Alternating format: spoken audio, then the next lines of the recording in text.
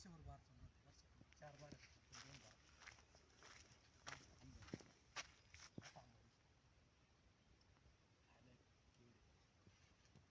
एवढे कच्ची सई मध्ये थोडं उघडी चिकन रशामध्ये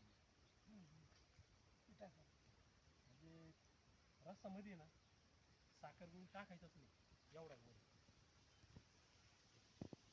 चहा पाजून लोकांना आंबा दिला का खायला, चहा नुसतं फळ गोड लागत होतं. तरी आंबा गोड लागत एवढा.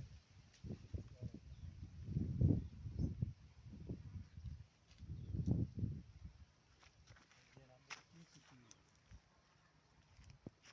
6 वर्ष चालू अगोदर चालू होतं, पण आपण 6 वर्षांवर फणस.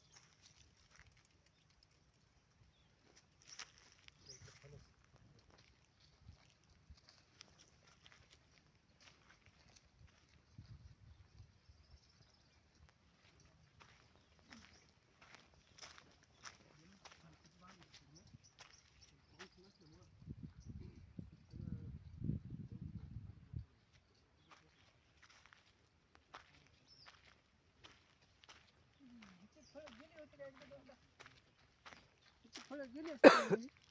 8 महिन्याचं आहे फक्त. सदाबार पेरू आहे. 8 महिने तुला लागवड करून झालेली आता. याची लागवड झाल्यानंतर 8 दिवसानंतरच कटिंग केलेली आहे. फक्त लागवड झाल्यानंतर 8 दिवसानंतर कटिंग केली आहे. कटिंग केल्यानंतर त्याच्यानंतर परत दुसरी कटिंग त्याची 1.5 महिन्यानंतर कटिंग झाली.